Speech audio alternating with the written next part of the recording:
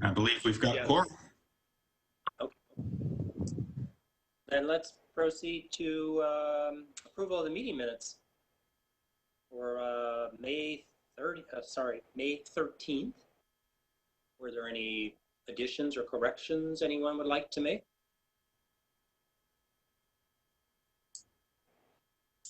Commissioner Ball, I have no corrections. All right, thanks. Anyone else? Commissioner Garrison, no corrections. Okay, all right, thank you.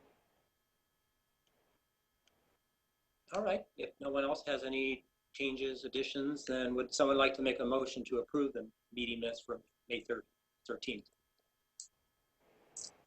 Commissioner Ball, I'll move to accept the May 13th, 2020 meeting minutes. No changes. Commissioner Garrison, I'll second that motion. All right, thank you both. Would each commissioner say aye, nay, or abstain? I'll start it off. Commissioner Buss, yay. Commissioner Ball, yay. Commissioner Garrison, yay. Commissioner Gilbert, yay. Commissioner Larson, yay. Commissioner Garrity, aye. Commissioner Montero, I don't think I was at that meeting, so. All right. Would that be an abstain then? Yes, sorry, That would seem appropriate. Thank you. abstain. All right. Did we get it? Did we get everyone there? Do we still have Commissioner Nucci or no? Chair Buss, I see Commissioner Nucci is on the list. It looks as if he is unmuted. Right. If Commissioner Nucci could vote via comment, we might be able to record it that way. All right. Perhaps Commissioner Nucci could raise his hand in the participants list too. All right. Thank you for noticing that. All right. I think we've gotten through the meeting minutes with an approval. Let's move on to agenda item number 3, elections for chair and vice chair.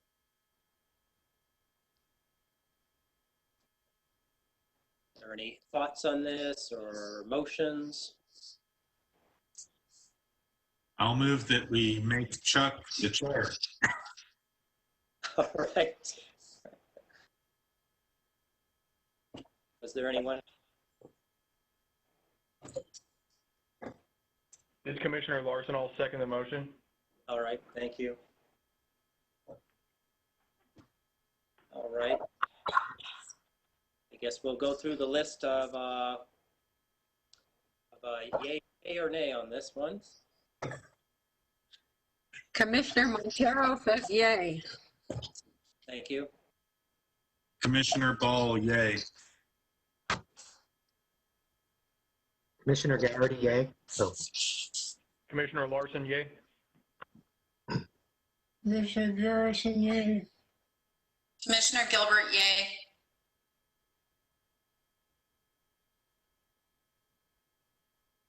And Commissioner Nucci.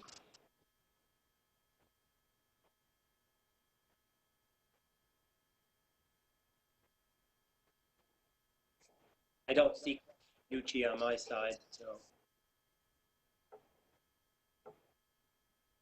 Does anyone see Commissioner Nucci to get an indication? Oh, I see Commissioner Nucci is giving a thumbs up, Chair Buss. Thumbs up. All right, thank you. I think that was everyone, right? All right. Yes, I believe so. All right. And then for vice chair, would Commissioner Ball still be interested? I can continue as vice chair unless somebody else would like to step up. All right. Was there anyone else? This is Commissioner Larson. I would nominate Commissioner Ball to serve as vice chair. Move for Commissioner Ball to serve as vice chair. All right, thank you. And Commissioner Gilbert, I will second that motion. Thank you, Commissioner Gilbert. So all in favor? Garrison, Commissioner Montero says yay. I see Joe Nucci, yay. All right, Commissioner Ball, yay. Commissioner Garrity, yay. Commissioner Gilbert, yay. Commissioner Larson, yay.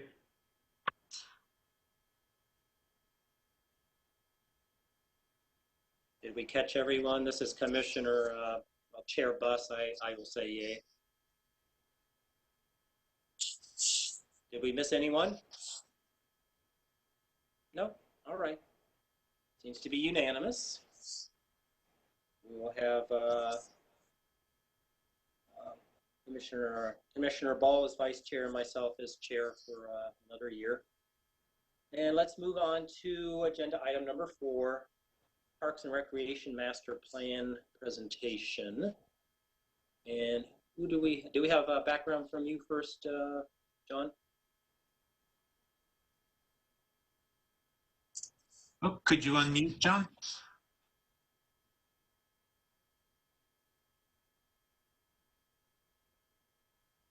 I apologize. I thought I learned something fancy with the space bar. Apparently it didn't work.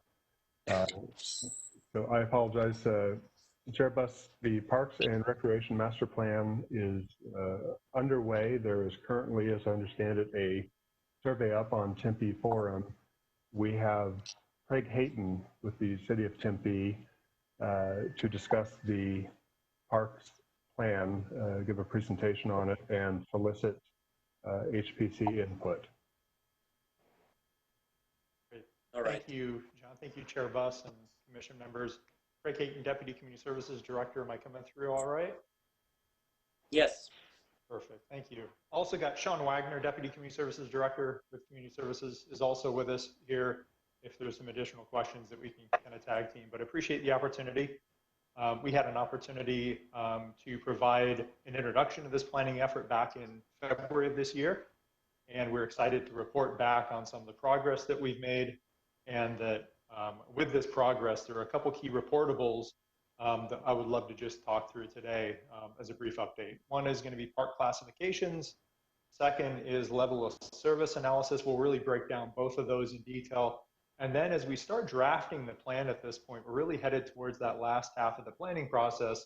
Would love to just share some exciting news that we have on a plan format, which we think is actually a pretty creative, unique way for us from a large master planning effort, understanding that Parks and Recreation Master Plan really is that comprehensive 10-year planning document for Parks and Recreation, though we haven't had one that's been adopted since 2001. So we realize we're a little behind the game. So appreciate this opportunity. We'll close out with where we're at and where we're headed from a next steps timeline perspective, and then certainly offer up an opportunity for questions throughout the presentation, but we certainly will have a dedicated time towards the end as well. So next slide, please.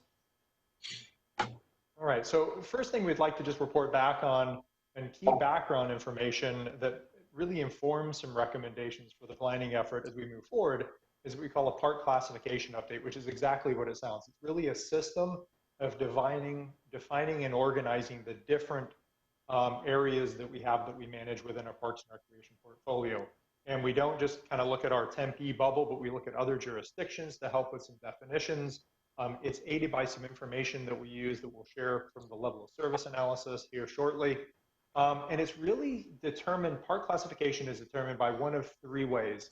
You can determine it through the facilities and amenities within a site, the service area that that park or area would actually serve, and then finally you could look at a park size potentially for its classification. We've chosen as the primary way of determining a park classification as the facilities and the amenities that occur within a site. We recognize that's probably the most primary thing for us to focus on. Ultimately, this has some impacts from the staff perspective that helps guide the facility and amenity types and scale. What would happen where would some amenities, future amenities potentially go at a really high classification level, and then certainly would impact how we could maintain parks and the standards that are required based on the classification, but then also how do we program a park, and then within that framework, the classification helps to identify in kind of a backwards way the service area based on those amenities that that park should actually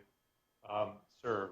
So, you know, a community park should serve a couple mile radius, for example, where a neighborhood park potentially just a half a mile or a mile or so. So that's where that factors in. Next slide, please. I'll be able to run through some changes from the previous plan, the 2001 plan.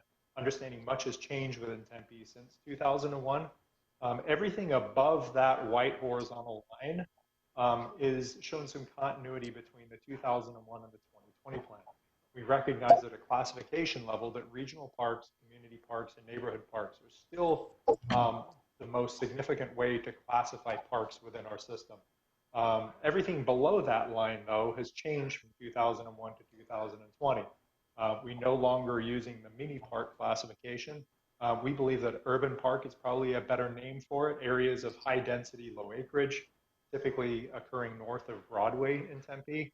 But then we've actually expanded upon the other category. We didn't really like that name. We know that there was much within that that could be fleshed out. So natural areas, we have 2 desert preserves that have come on board, Hayden Butte Preserve and Papago Preserve since 2001. It's very important for us to identify those very specifically within classifications. Shared use recreational facilities, or SURF as we're calling them, typically are geared towards some of the schools that we have some use agreements and some shared amenities. And then finally, some special use areas, which typically are golf courses, sports complexes, but also the double use cemetery fits within our parks and recreation portfolio, as do some of the other unique sites that we have that don't fit within community and neighborhood parks like Burchett Park, Moore Park, and some of those areas. So I've highlighted in red, boxed them, the areas that would probably cross over most with the areas that this commission typically would items that would come before the commission, but certainly within any of those other ones, there is a great opportunity, even within neighborhood parks, understanding some of the archaeological, cultural artifacts that could be potentially within some of the neighborhood parks. We want to make sure that we're sensitive to that as well. So really highlighting those two, but recognizing that this commission certainly is as much broader ranging in its potential crossover with the park classification. So that's an update. The first of 3 updates, one on the park classifications. The next slide, we can move on to it, is going to be our level of service analysis. And I recognize I'm kind of running through this quick. Please feel free to ask any questions if you do have them. But a levels of service analysis really is our ability to identify at a ratio of an amenity as analyzed by ratio of population. We have 1 dog park per 10,000 residents, or we may have 6 dog parks for every 10,000 residents. It helps us identify our ability to keep up with an increase in population if we look at some of the ratio of an amenity to population. So as future population growth occurs, just to stay at the same level of service, to provide the same level of service to our residents and park users, we know that we need to increase the amenities, and that's where that amenity analysis ratio is so important. So what this helps us to do is to identify gaps, potential gaps in future service. It ultimately makes recommendations on quantities of facilities. It doesn't tell us where they go, but coupled with the park classifications, we generally know what park classifications amenities could go within. But what is key from a quantity perspective is that it really helps us identify investment and expense needs, both from a capital perspective and then also on a maintenance side. And then, not secondary at all, it really helps us to identify future programming opportunities that we may have. All right, next slide, please. And we've identified on this next slide, I'm going to get a quick drink of water, excuse me 1 second.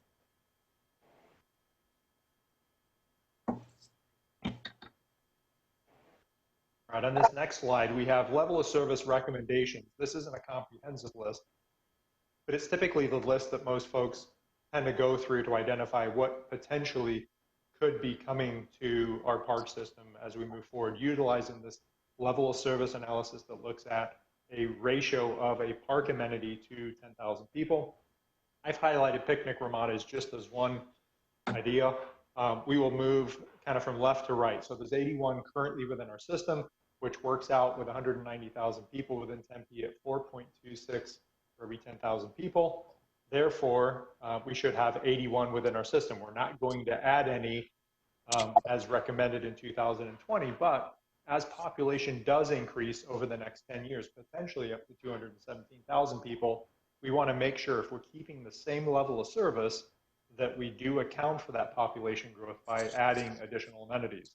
And we apply this analysis and these recommendations to each and every one of these different amenities or facilities as they're listed on the left-hand side. As you can see from baseball and softball fields, we are looking at potentially adding 5 more over the next 10 years. So there certainly are some implications from a funding perspective, from a programming perspective, and then finally from a maintenance perspective as well. So just a high level look at some of the recommendations within our level of service analysis.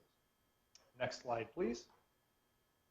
And then our final update, understanding that certainly our team has been working on more than just these 3 key pieces, but is really kind of pulling back the curtain a bit and sharing that we see this plan in its final form being a GIS story map. We really know that our 2001 plan was about 300 pages, printed pages, that not only is difficult to carry around, but is really something that the public generally doesn't go to. So we wanted to figure out if there was a format that we could utilize, understanding we've got a robust internal GIS team, and our consultant through Planet Communities was very interested in pursuing an online, interactive, and explorable guide. Now, by online and interactive, that certainly is something that will help us as staff, but absolutely help our park users and folks who want to visit parks in their areas. And by interactive, on the bottom right-hand side of the slide, there is a map that is kind of zoomed out a bit to look at the entire Tempe footprint, but there's the ability to scroll in, to select an area, select a park. Not only will you know where it is based on a map, but it also provides opportunity for information related to that park. You know, what are the park hours? What are some of the amenities within the park, and so on. But we really do want to tell our story visually in a way that is a lot more condensed verbally. And we do want to interact with the public really in this new way that enhances the user experience through attractive and user-friendly formats without completely abandoning the print option. So we're very, very excited for this latest development.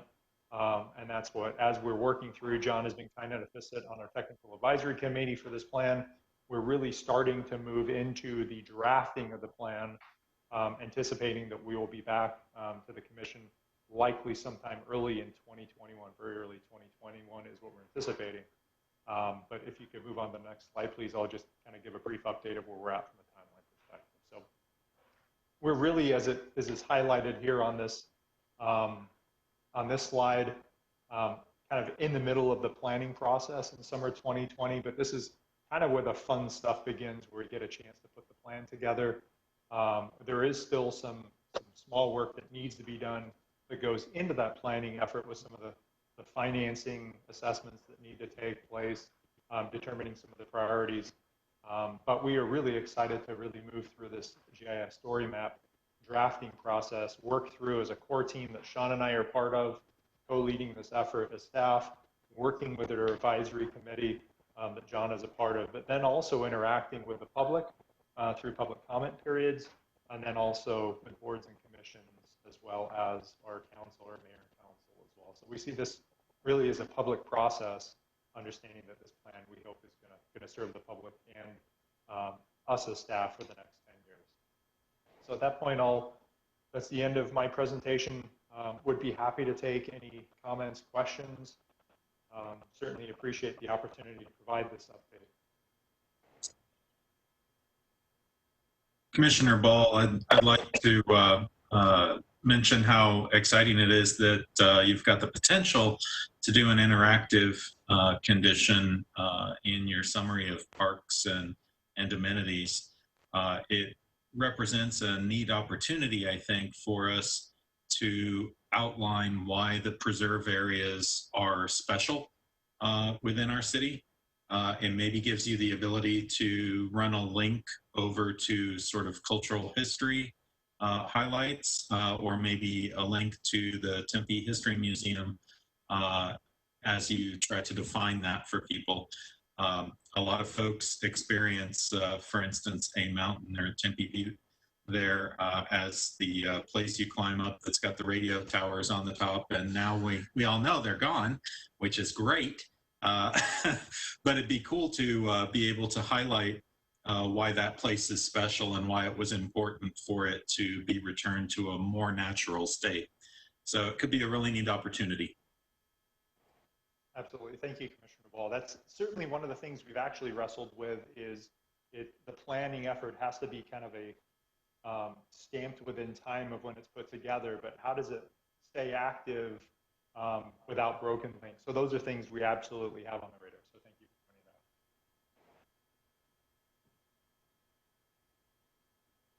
that out. This is us. I had a question about your funding. Are you being impacted much by what's been going on lately? I mean, will there be some delays perhaps? Yeah, thank you, Chair Buss. I guess there's a couple answers to that question. From a capital side, we are GEO bond funded and anticipate going back out for voter authorization this fall for the next 4 years of capital funding. We saw a slight decrease in our funding from a capital side with this year being the last year of our capital program because we had spent down our authority pretty aggressively in a good way and accomplished some projects. So we had a slight reduction of a few $1 million in our capital program. We are committed to finishing the projects that are in process. But from an operational standpoint, and certainly Sean can give additional background from the programming side, each department was asked to provide some reduction goals. Mayor and council went through and identified those. There were some that were proposed that then were funded with some other funds moving forward, but there was, I think, about a 7% reduction on the maintenance side and on the programming side for parks and recreation. So certainly not ideal. We're very thankful that there are virtual options for programming, much as we have now a virtual commission meeting. But we also know that as we reopen playgrounds this past weekend with splash play amenities and exercise equipment, there is a desire to get back out. We just want to make sure that we're able to do so with an additional burden of cleaning and sanitizing at additional levels in a way that we don't do so really at the cost of other programming opportunities as reservations have started back up in the fields. Sean, anything that you would want to add on your end? Can everyone hear me all right? Yeah. Perfect. Hey, thank you, everyone. This is Sean Wagner, and I work with Craig in Parks and Recreation. And yeah, we did receive some, funding that was removed as a result of what needed to be done just to address this situation moving forward. But one thing I would like to highlight and pick up on what Craig has said is our alternative service delivery. So not only have we gone virtual, but we've been able to repurpose some of our existing facilities, and quite frankly, very proud of our team and being resilient and the way we approach things. And so one of those things, and you may have heard of it, is the cooling center, which we currently have over at the Pyle Adult Recreation Center. And the cooling center is for those individuals that don't have another way to escape the heat, especially during these, the latter part of the summers where it's gotten extremely hot.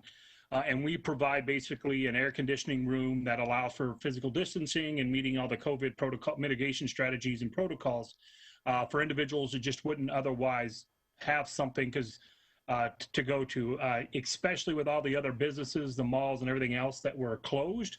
And even some of our rec centers, they just didn't have heat relief. So we were able to do that.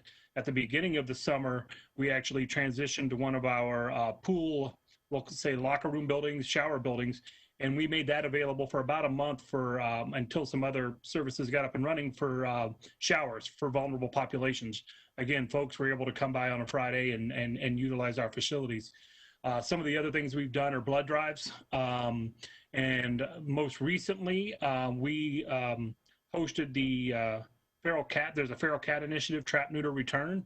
And without having people in our facilities right now, we are actually able to open up that facility and provide a recovery area for those cats before they were released back into the areas from which they came through a volunteer program that involves city staff in the county and some others. So while this event has definitely taken its toll, I do want to say that our staff on both the maintenance and the programming side have stepped up to the plate. They've adjusted.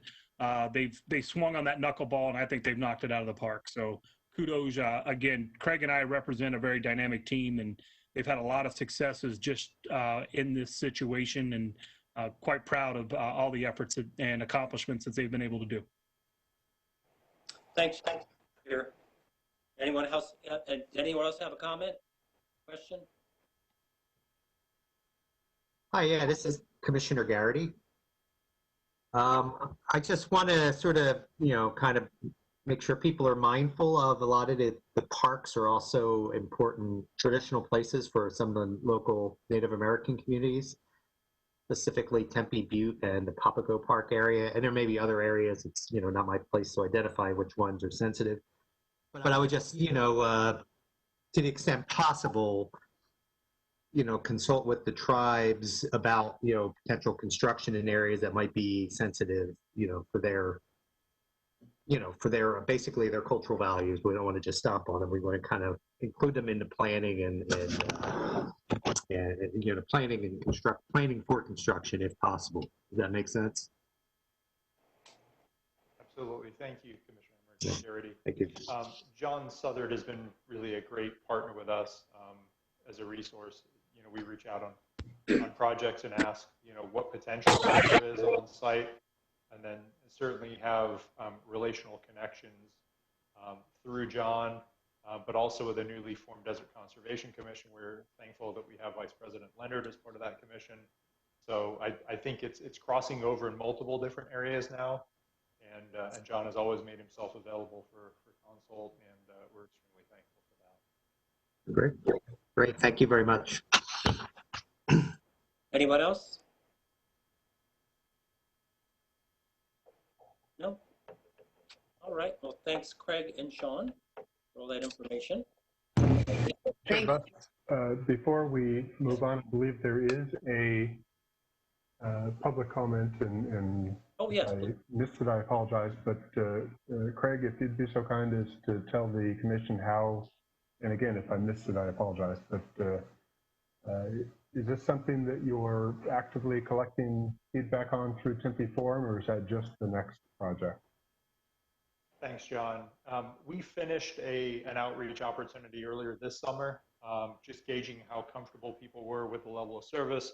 A recreation program assessment that we didn't mention here tonight in the park classifications. We look for input on those three specifically, but it's the Rio plan and some of the concepts that we're looking at that we actively have until October 2nd or October 1st that we're seeking public input at this point. So thanks for clarification.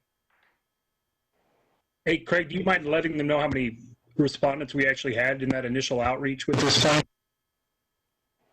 Yeah, thanks, Sean. And yeah, commission members, we've had really great outreach opportunities for the public. We had over 1,800 public survey comments back last summer, and we've been in the hundreds for the ones that were follow-up in January of 2020, and then also this past summer. So we're very fortunate that we have a very active participation through the public on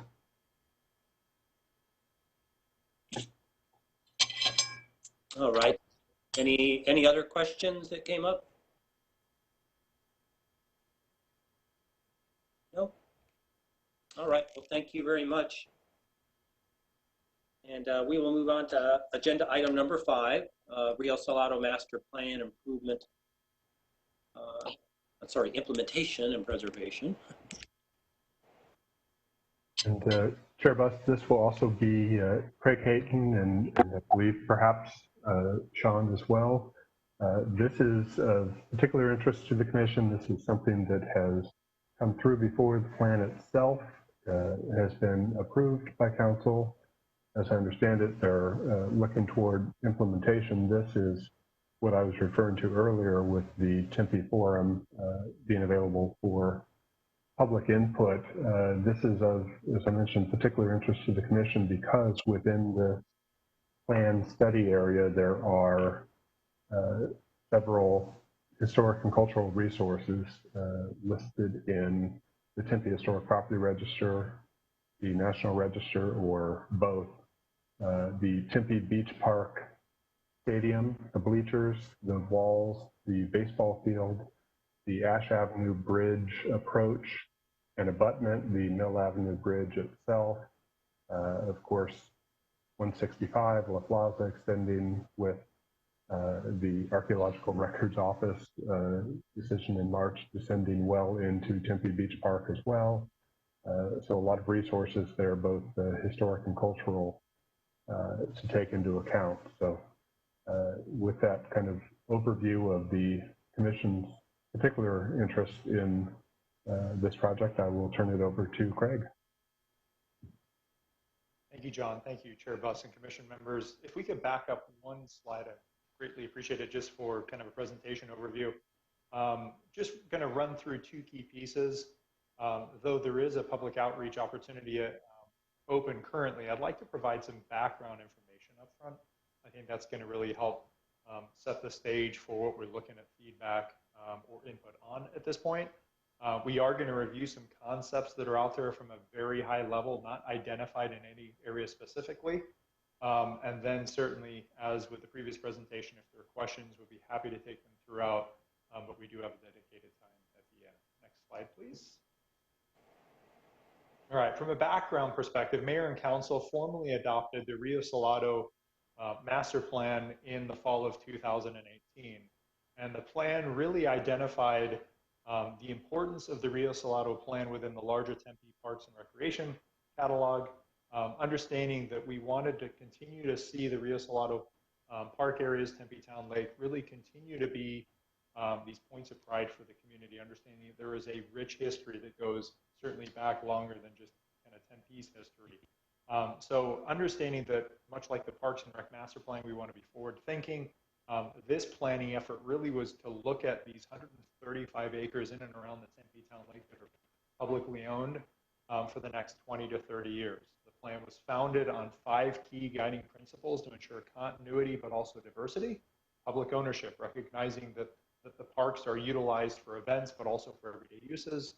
Connectivity is part of a larger transportation network and is a hub really in downtown, the north and central Tempe.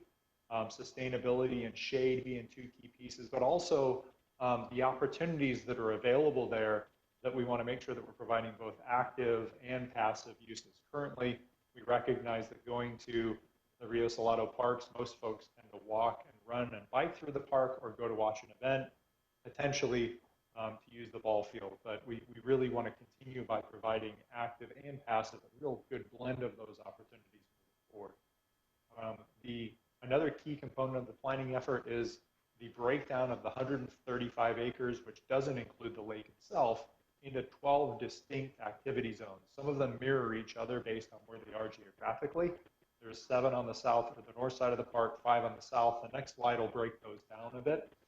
And then those activity zones really led to some implementation strategies on what opportunities for improvements can we pick rather than looking at the entire 135 acres within some of those key activity zones. Additionally, there are opportunities for programming, what has worked well elsewhere that we could import into the Rio Salado areas. And then certainly we want to make sure we're creative in some of the funding opportunities that we have. And then finally, it kind of goes without saying here, but very purposefully written into the implementation strategies is continuity with implementation with what the plan actually says. We don't want to just say, great, we've got an adopted plan. It's moved from one project manager onto our team within Parks and Recreation. Let's abandon everything and do what we want. We want to make sure that we keep going back to this plan. And it's a very concise plan, about 30 pages, very visually active, and it's something that I really appreciate as somebody who's responsible as part of the team for implementing it. All right, so as we talk implementation, next slide, please. We'll talk through, as we have implemented some programming efficiencies and brought some things into the Rio Salado. And as I mentioned previously, this slide identifies at the bottom half of the slide the 12 different activity zones that are differentiated with the varying colors that are on the map. As you can see, there's 7 on the north side, 5 on the south side. So as we implemented, specifically looking at improvements, rather than looking at the full 135 acres, the plan recommended that we pick some select areas, but didn't really tell us how. So we had to determine a methodology for where would we start, when would we start where. And to do so, we looked at scoring each of the activity zones and then ranking them by score on 2 key elements. The first is the impacts of improvements, which really is a scale of how developed an area is from a parks and recreation perspective. If an area just was dirt and had maybe some sidewalks running through it, it got a high score because the impact potential or the impact of improvements would be much larger than an area like Tempe Beach that is significantly developed as a park space. Second, we gauged within the master plan that were a bunch of different potential uses within each activity zone, and we really wanted to evaluate the potential for each activity zone for a really blended recreational opportunity. And we landed on the area, the 2 areas that are boxed out in red, the recreation area, which is really from the James Elmore Bridge on the north side to the western Mill Avenue Bridge, to the light rail bridge and the railroad bridge, and then the area that is between the bridges just across the lake from Tempe Beach Park, called the Entertainment North Shore. So we really know that as we identify improvements, these 2 areas, from a larger perspective, we think hold a bit more weight. So next slide, please. All right, so the key question then is we really looked at implementation, understanding that we have 135 acres we could potentially impact, was trying to gauge through some other water, lake, riverfront projects what some of the costs were. We found it was about $2.6 million for a developed park per acre in some of these areas. So we recognize that 135 acres is going to be $350 million. That was a significant financial commitment that the city would make if we were going to bear it all on ourselves. So we recognize that there aren't just public funding options as identified here through our capital program, potential grants that are available to us, or even we could sell some land to build some improvements. But we also know that there are some private opportunities through development, partnerships, naming rights, and sponsorships. And really the first piece from an implementation standpoint, we have set aside some capital funds, but we wanted to make sure that we looked at public-private partnerships. What would the business community be interested in actually supporting? They'd be willing to design, to build, and to operate some recreational amenity within these 135 acres around the Tempe Town Lake and the Rio Salado Park. So we then embarked on what is called an RFI through the procurement process, or request for information, that I'll unpack a bit more in the next slide, please. All right, request for information. We really wanted to solicit ideas from the business community to figure out what the potential was, not just for those 2 high-scoring areas, but for every area around the town lake. We wanted to be a bit more comprehensive, but we probably would add a bit more weight in an evaluation process within those 2 areas. So for 90 days in November of 2019 through February of 2020, really we kicked this RFI process off for the Tempe Town Lake turns 20. We solicited for input from the business community. We received 18 varied responses in a bunch of different categories. And then as our internal committee that was evaluating these responses, as we sought public input, which we're in the process of now, we didn't want to limit the input or the potential for new amenities around the town lake that could be through public-private partnerships, just limited to what was submitted. So we actually researched other waterfront projects for some ideas. And within that, it leads us to the next slide, which is a whole list of different concepts that we think are potential for public-private partnerships. This is not an exhaustive list of things that could be recreationally possible from an amenity standpoint at the town lake. There are many things that we could put in the Rio Salado parks that aren't listed here. We just think that they would be a better fit for the city to fund them rather than for a private entity to fund them.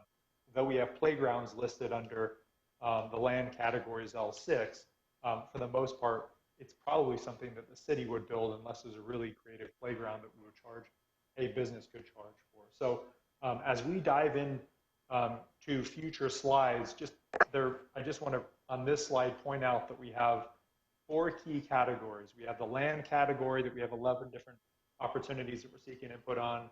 We have the aerial category land has 11, area has 4, water, a very creative, a bunch of submissions that were received through the RFI, but we did want to discount what's on the bottom right, the support category.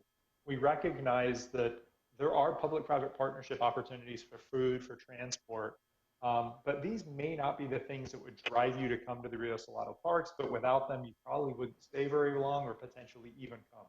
So we want to gauge input as it relates to restrooms and parking as much as some of the food and the transportation options. So the remainder of this presentation really just runs through at a high level with some very representative pictures. These are not pictures that were proposed by any of the RFI submissions, just because we didn't want to have a picture of one but not another, or if we received multiples, we didn't want to make sure that we showed them all within the same slide and people felt like they had to pick through different things. We were fortunate to have a virtual public meeting last week, and we had a lot of the people who submitted the RFI actually join us. They refrained from pitching their concepts, but this was a great opportunity.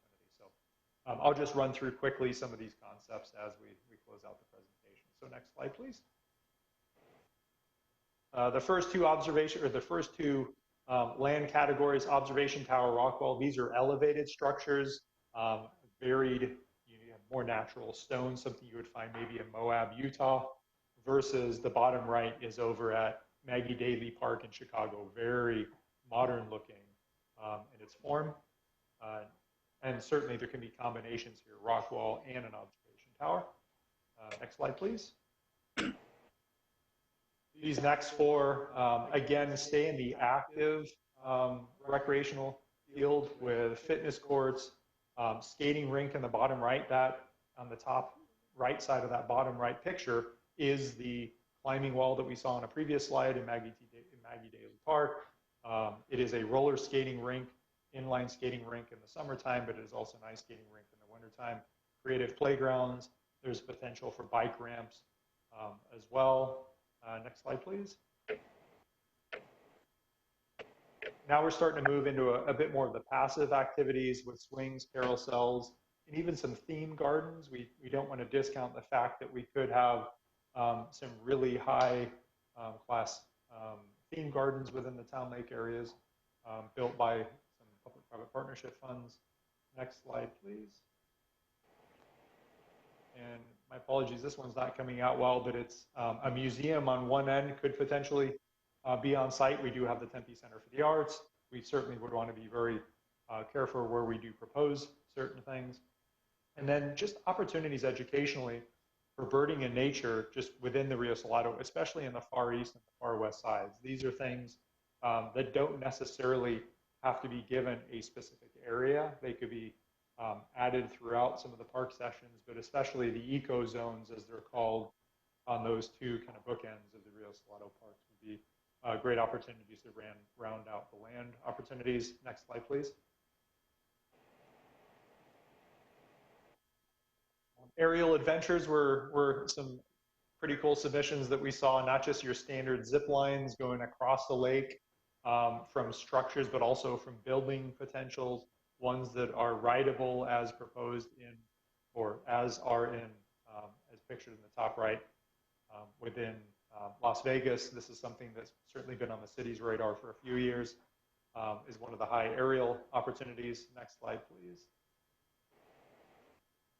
We also have more physically demanding aerial adventure courses where folks can really climb through various entities up high. Tied to the zip line, there's the sky ride, which is a bit more kind of a relaxed, enclosed feel, and then bungee jumping. And again, we don't want to discount the fact that there's an opportunity not just for potentially one of these, but a multiple amenity kind of all in one, maybe a rock climbing wall with an observation tower and some bungee jumping, or tied to zip lining. So really we see some great combinations. Next slide, we will move into some of the water submissions. Obstacle courses, slides, these could either be in the town lake. Now, certainly we have some hurdles that we have to to get through there, but could be constructed outside of the town lake. The next slide actually pictures a nice kayaking course on the top left in Oklahoma City, which is right next to the river that they have there. Some cable wakeboard flow ride opportunities where you're either drug around by a cable or you're surfing against the current of something that's just generated on site. But some pretty creative water opportunities. And then in the next slide, we get to the more passive water opportunities, brew boats, tour boats, but also cycle boats. You can enjoy time together, potentially having a frosty beverage while you're pedaling your way around the town lake as well, was another submission that we received. And then we'll move on to the next category, which are, we got a few more of the water, a bit more passive opportunities as well. We don't want to discount the fact, as in Columbus, Ohio, they have a really iconic fountain. There's the potential for that within some of our park spaces. Maybe not something that a public-private partnership would want to go in, but potentially something that somebody would be interested in designing, building, and operating for us. Next slide, please. And now the often forgotten support category. There's an opportunity for areas for food trucks or having some carts on site, but also a restaurant. And then also some transportation options that aren't tied to brew boats, cycle boats, just more kind of relaxing taxis. And we don't want to discount the fact that as we seek building amenities, that we're going to have some support amenity needs with parking, understanding how tough it is, and then restrooms as well. We currently only have 2 restrooms within the park space, one at the marina, one at Tempe Beach Park. So we know that's going to be certainly a key piece for us. So next slide gives some general information on our next steps. We have a survey open. Would encourage any commission members and members of the public to fill out the survey. I'd be happy to take any input that you have here tonight and questions until October 1st at tempe.gov/forum. We have a council presentation coming up on November 5th for a work study presentation where we plan on providing some feedback to mayor and council, likely some recommendations as we look to embark on a request for a proposal, which is that formal, these are the things that we want to offer in these general areas, provide some proposals to design, build, and operate. But we don't want to discount the fact that as we do that we still want to look at those 2 areas that we boxed previously, and we want to complete some conceptual designs for those areas, really central north side of the town lake that are currently underdeveloped from a parks and recreation standpoint. So we anticipate those RFPs going out together so that as we evaluate those public-private partnership opportunities, we have the potential maybe to build those into conceptual designs for those 2 areas. And if you've been on that north side between the Elmore Bridge and the Railroad Bridge and Mill Avenue, you'll see just how undeveloped from a park space it is. It's nice as a transportation network to move through, but there's not a whole lot of things beyond fishing or accessing the lake at Boat Beach. So I appreciate your time. I'd be happy to take any questions as it relates to this effort or anything in and around the Tempe Town Lake, and Sean as well for any of the programming and our partnerships, parks and recreationally around the town lake. But appreciate your time.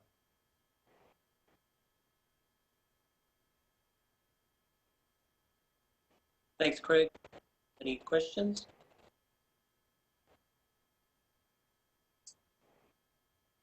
Commissioner Ball, I'd like to thank you for the diligence over the last, many months that you've been studying this. I had a chance to sit in on one of the neighborhood meetings that was at TCA, and it was great to be a part of the sort of the overall brainstorming early on. So it's nice to see it kind of come to this stage and look forward to next steps, and particularly an aerial adventure. I'll put my my hat, my name in the ring for that. It'll be great to see. Thanks. Thank you, Commissioner Ball. Appreciate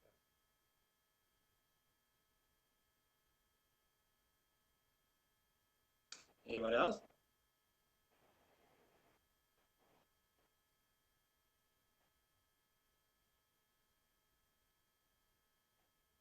Did you have any questions from audience members, John?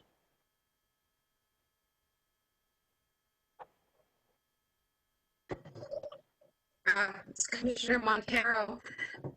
You had some really interesting ideas there, and thank you for a great presentation. I just would want to throw out there that the themed gardens and maybe the museum idea. It would really be great if there was an opportunity to do something with the Tempe archaeology, or native gardens or something like that, especially with all the different information that we're starting to get from Tempe archaeology. That might be an opportunity. Thank you, Commissioner Montero. Considering it's the Rio Salado's abutment to the 202 and the preserves over there, I think they're great opportunities from that perspective, if that's something that we can move forward with. Thanks for that comment.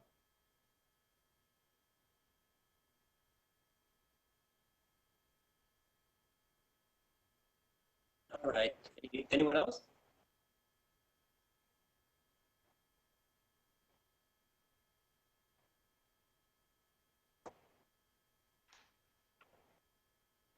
No other questions? All right. Well, then thanks so much, Craig and Sean. Thank you, Chair Buss. And giving us a lot of information. Thank you very much. Appreciate your time. Sure. All right. Then let's move on to item number 6, Hayden House update. What do you have for us, John? Well, it seems this may be the last of what have been many, many Hayden House updates. So I appreciate everyone sticking with us through this process. I know we're going on 6 years now, at least 6 years that I've been involved with it. I know it was in front of the commission prior to that, so this has been a very, very lengthy process. But I do have some exciting news. I'll show it on the phone. We'll see how it shows up here.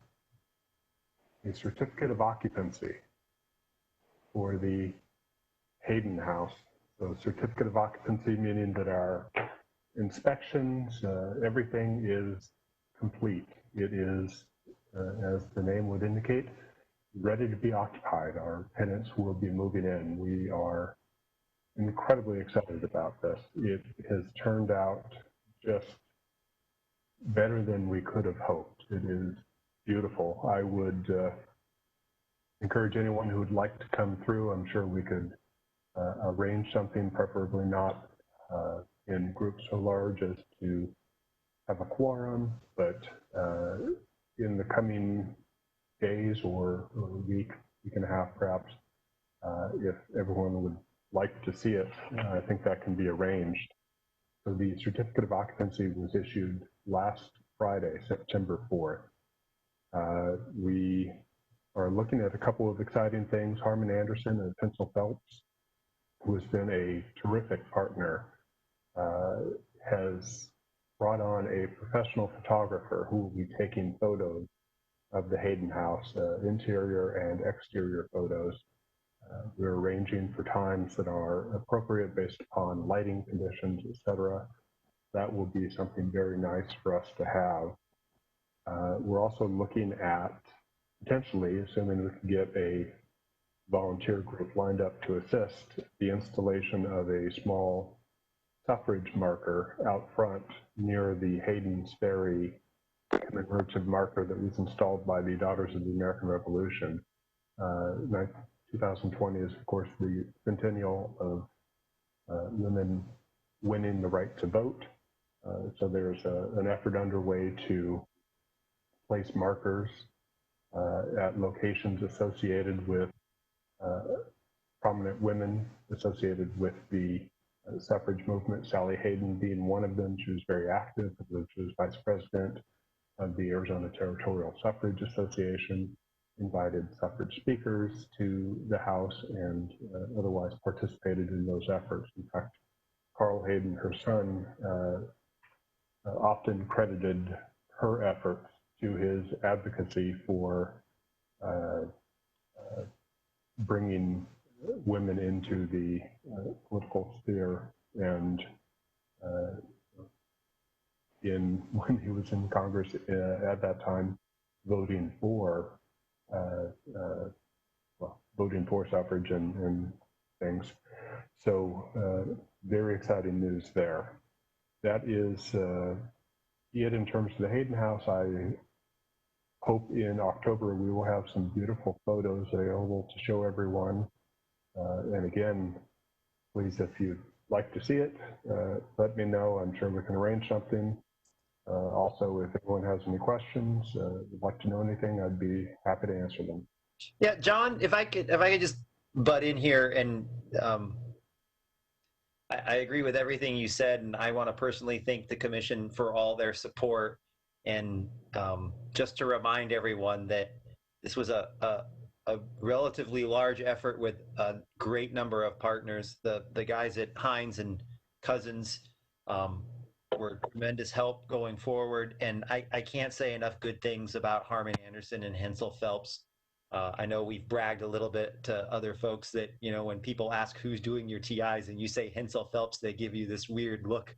But Harmon fell in love with this building, and to watch that man hang doors himself and do, he's cutting wood, he's showing people how to do it right. And that's about 25 years of engineering and construction experience that combined with his heart poured into that building to give us what we had.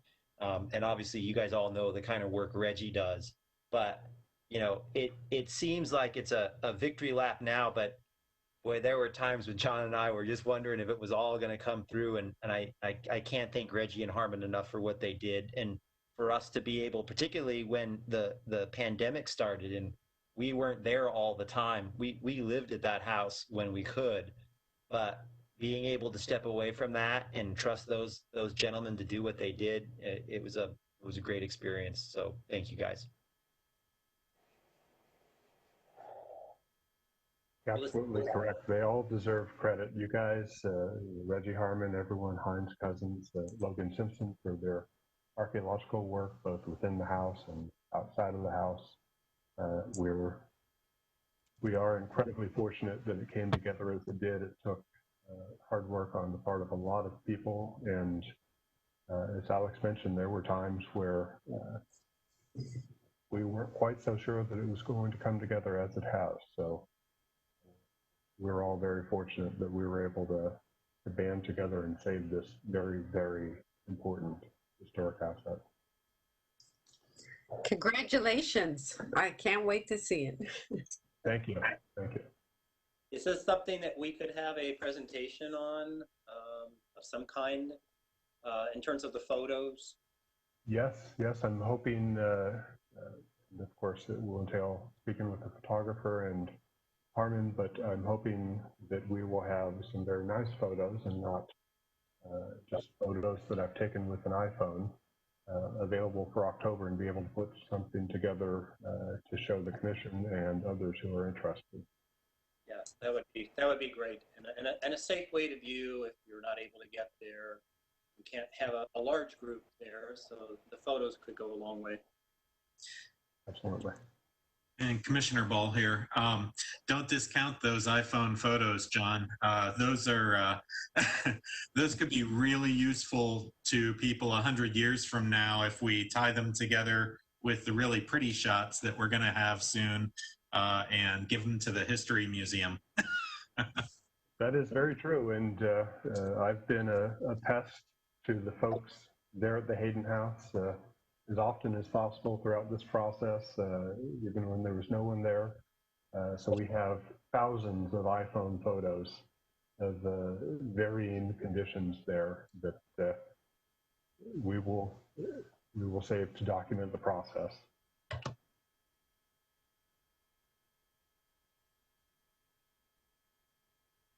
All right, well, thanks, John. And do you have some chair and staff updates for us? Yes, I do have some updates here. Now that Reggie is done at the Hayden House, we are doing our best to move forward on what we have discussed before as relates to stabilization of the Gonzales Martinez house.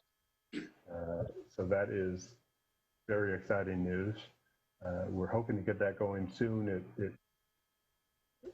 it may so happen that dirt and perhaps a few loads of adobe blocks have already found their way over there. I'm not quite sure, but I understand that may well be the case. The Eisendrath House, I know we've talked about assessing the condition. Mark Vinson and Ron Peters are at work at that. They have put together a draft. They're waiting some additional information. We did take a sample of the plaster, the cementitious plaster. Took a sample to be tested. We don't have the testing results in as of yet.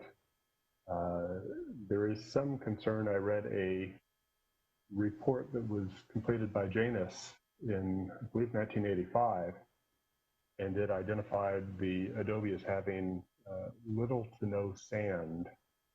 So if that is accurate, and perhaps Commissioner Garrison could speak to that. I don't know if he was with Janus at the time, but that may be an issue. The report indicates that the blocks are 70% silt, 30% clay with little to no sand. It'll be interesting to see if we get a read on that and if it is in fact in line with that composition. The sign that will be installed at Mill Avenue and Rio Salado Parkway on the southeast corner in association with the streetcar, the one that will be focus on prehistory and the significance of the butte to the 4 southern tribes as opposed to the other signs which the commission have seen which focus on Tempe history. We have a draft of that in. It is very nicely done.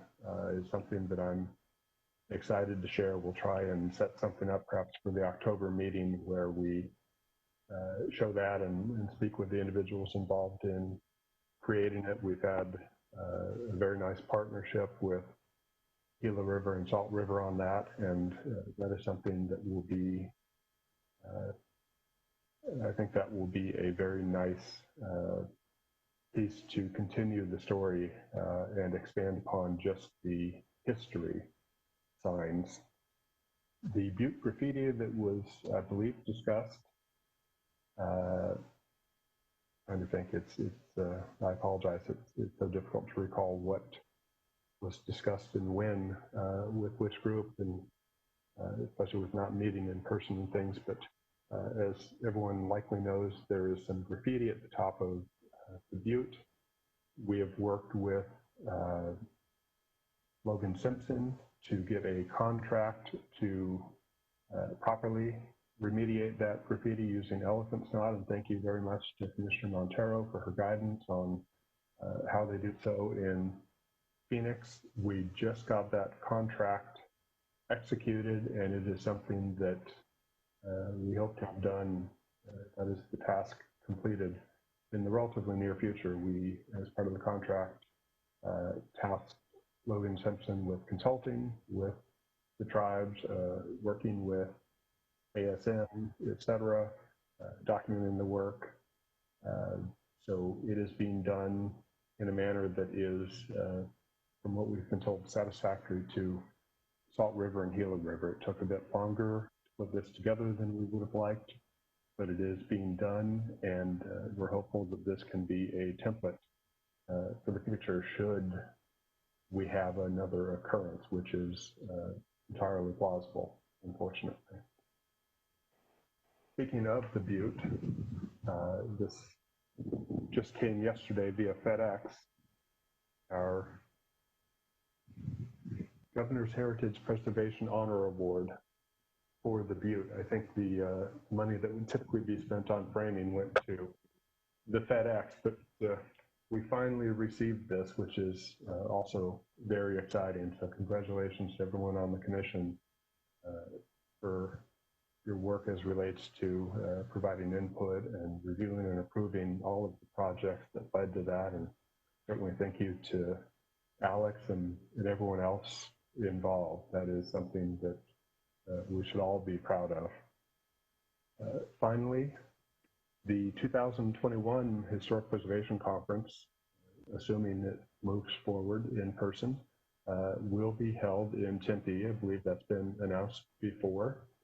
That will be held at the Fiesta Inn, and as far as I know, will be in June of next year. So that will be a fantastic opportunity for us to showcase the Hayden House and other properties that have been rehabbed or otherwise improved through the efforts of the city or private development firms or public-private partnerships.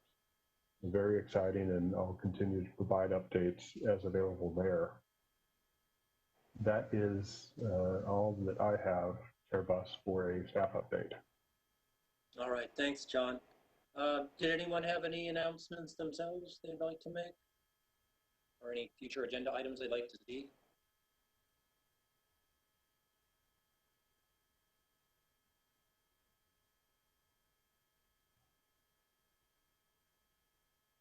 No?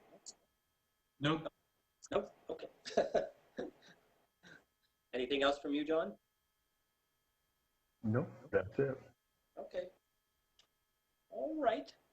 We're everyone for coming, and we will reconvene hopefully in the near future as we are needed.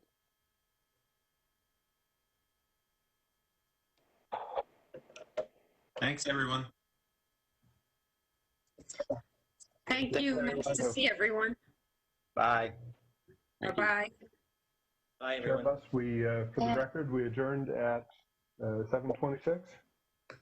Thank you, John. I didn't have a clock nearby, and my phone is not displaying the time during the meeting, so thanks for that. And thanks to Brittany and Steve in council chambers, too.